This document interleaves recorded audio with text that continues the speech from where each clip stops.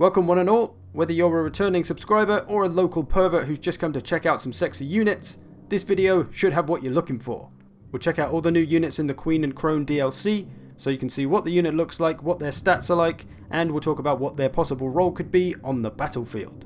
So I'll now shut my face and we'll get stuck into some Dark Elves. So we shall of course begin with Crone herself. Overall, she's a powerful melee fighter, best off fighting in crowds of enemies. She has armor piercing and a bonus versus infantry, as well as poison, which suggests that she'll be best off trying to help your infantry defeat the more powerful enemy infantry. She has a bunch of damage output abilities as well, including ones that will make her more powerful but put her into rampage, or you can make some of your troops more powerful but it puts them into rampage, to name a few. Overall, she's geared towards high damage output, but maybe do be careful with enemy lords because of that lower armor. She can be put on a steed, Manticore or Cauldron of Blood mount, although these may change her role. Another lord option the Dark Elves now have is Supreme Sorceresses. There's 5 different ones to choose from, each with a different lore of magic, so you can choose which one you prefer based on that. They are very much your typical wizard who has no armor, no melee defense really, and will get kicked the crap out of by enemy characters, so do be careful with them if on foot. They can be put on various mounts up to a black dragon, so they can be made pretty powerful and formidable with a mount. You also have a couple of new Sorceress heroes as well, with 2 new spellbooks for the Dark Elves, Death and Beasts. So a bit more magic variety for the Dark Elves now. Typical wizard overall, bring whichever one you like. And again, it seems that armor or even clothes are not mandatory in the Dark Elves army, so she's going to get beaten the crap out of in melee. Stick her on a mount to keep her safe.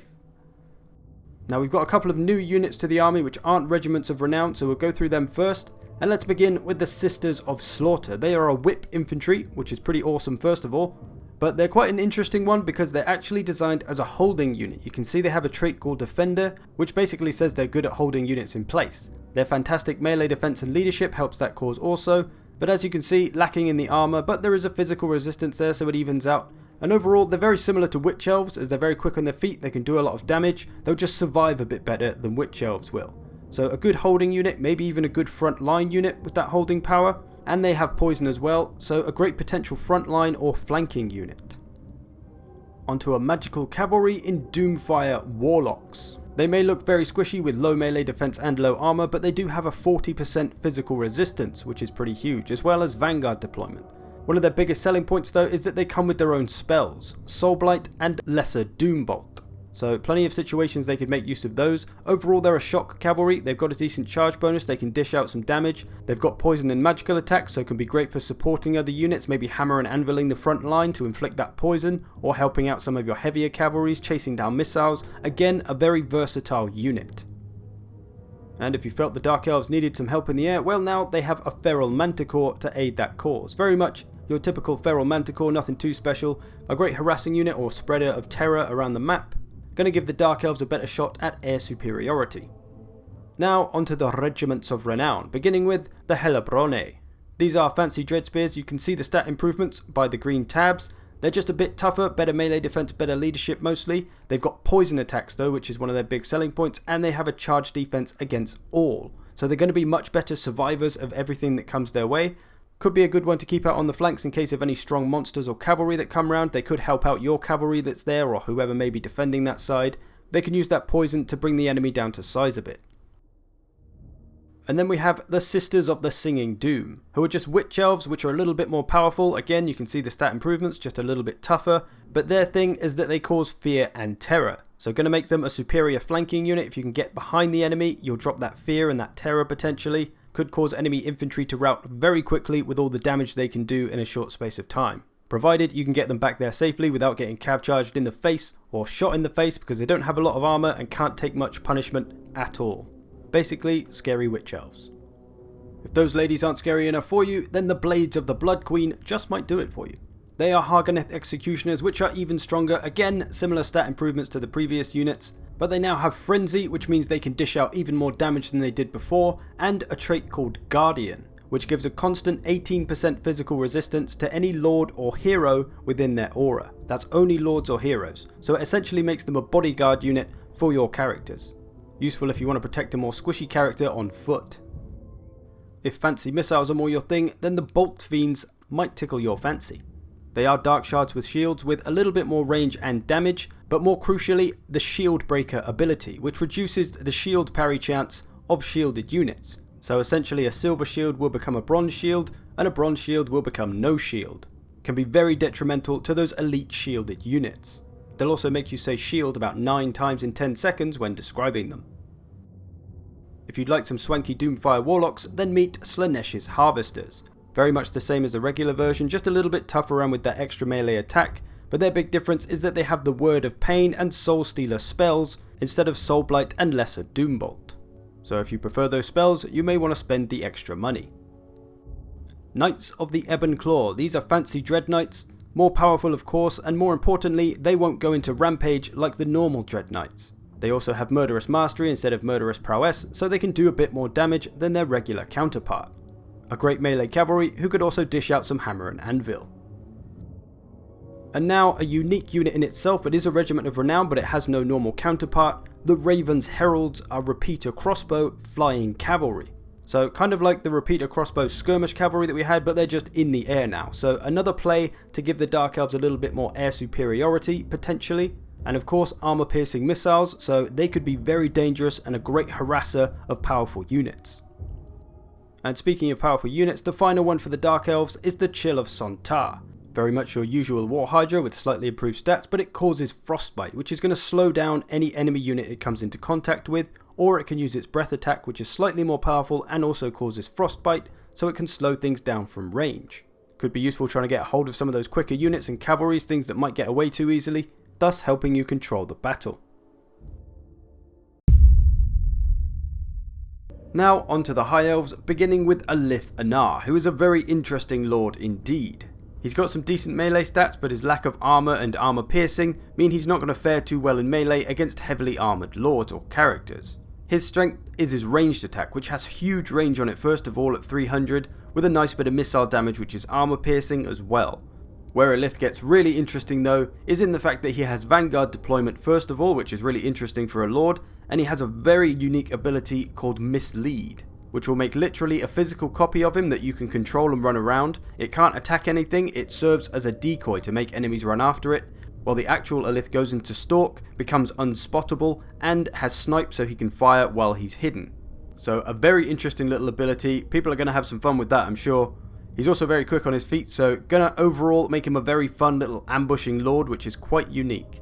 He has an ability that increases the reload of nearby units, but one of his biggest drawbacks is that he has no mounts. Onto Lady Alariel the Radiant. She is your typical squishy wizard. She does have a bunch of mounts from steeds and eagles, so maybe putting her on one of those is going to be the safest bet.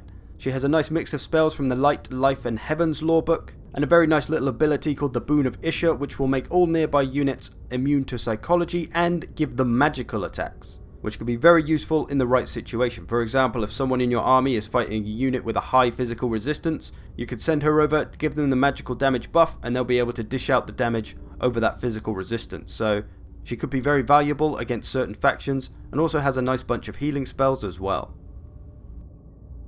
The High Elves now also have 2 new Mage Heroes, one with the Shadows lorebook and one with the Heavens lorebook. And that's probably all I need to say about them. You know how wizards work. Another new hero to the scene is the Handmaiden of the Everqueen. She's a hybrid weapon specialist, decent melee skills although lacking in the armor. She does have a bonus versus large and a charge defense against large, so she's got the anti-large properties in melee, and of course an armor piercing ranged attack which has fire and magical damage. She also has a bunch of abilities that will increase her ranged skills as well as any nearby missile units. So she could be a good leader of a group of missile units, or you could take all those buffs off, stick her on a steed mount and have her travel around as an anti-large unit with your cavalry. And a couple of new units before we get into the regiments of renown, Shadow Warriors being one of them. They have fairly typical high elf range and damage and can hold their own in melee. Their strengths though is their ambush skills. Vanguard Deployment, Stalk and Master Ambusher, meaning they can fire whilst moving and staying hidden, make them a great little surprise unit for your enemy. So if you enjoy a cheeky ambush, you may want to bring some of these along. Very similar to Wood Elf Waywatchers. On to the Sisters of Avalon then, who bring something the High Elves have been missing, and that's an armor-piercing missile unit, which also does fire and magical damage. So they pretty much melt everything. Regenerating units are in trouble with these ladies around. Physical resistance units are in trouble with these ladies around. They've also got pretty good melee stats, so a very powerful unit indeed. Onto your regiments of renown, the Scions of Mathlan, who are fancy High Elf spearmen. Other than the usual improved stats, as you can see, they have an expert charge defense, so they won't take any kind of charge bonus, and they have a magical aura which will give 12% damage resistance to all nearby units. Only if your mana is more than 50% though. May be useful to place in the middle of your front line to give everyone that extra damage resistance. The Pure Main Company, White Lions in red, who look pretty damn awesome. They have the stat improvements and armor sundering, so going to be great for whittling down those elite units and bringing them down to size a bit, and they have the Guardian passive ability. Same as the Blades of the Blood Queen, it gives damage resistance to lords and heroes in range, so could make them a good bodyguard unit. Useful if you bring a Lariel along or any squishy wizards. And what I think is probably the best looking High Elf unit you've got going now, Keepers of the Flame are fancy Phoenix Guard. Slightly improved stats of course, and they now have magical attacks and the Mark of Asuryan, which means when they die they will explode in a hail of glory, damaging all nearby. Just going to be that little bit more useful taking down large units, especially any with physical resistances. The Storm Riders, a play on the Lothern Sea Guard without shields. Everything you love about the Lothern Sea Guard and more. They can fire whilst moving, so even more opportunity for them to get some ranged damage in. They also cause fear and have Vanguard Deployment, which is very interesting as they're a unit that can look after themselves. A nice ambushing party of these and some Shadow Warriors could go down a treat. The Everqueen's Court Guards, very much the same old Sisters of Avalon, but they now cause Encourage, so they can help keep your missile units or even melee units in the fight a bit longer, and they have an ability that can increase your Winds of Magic recharge rate. Maybe a bit unwarranted as a solo unit by themselves, but mixed in with other missile units, that Encourage ability could help them win missile fights. Their improved stats do give them a nice bit of extra missile damage though at 32. And then a variation of the Shadow Warriors, the Grey are a little bit more sneaky.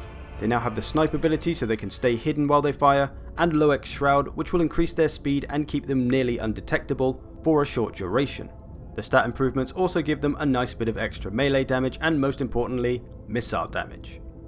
And if you were some kind of maniac who thought Dragon Princes were underpowered, well, now you've got the Fireborn. They are improved Dragon Princes, which have fire on their melee attacks and most importantly, an anti-large bonus. So the High Elves now have an anti-large cavalry, which just means that they have basically everything in the world.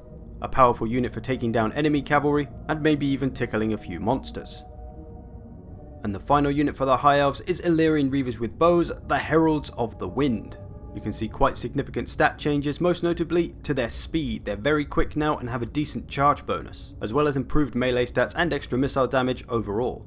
So a unit that can play the missile ranged skirmish cav, or a light melee cav. A great harassing unit or chaser down of archers and artillery. So there you go, all the new units in the Dark Elf and High Elf army. Definitely some game changers in there, some things that are going to make both factions that little bit more interesting. I hope you've enjoyed this, I thank you for watching, I'll see you in the future.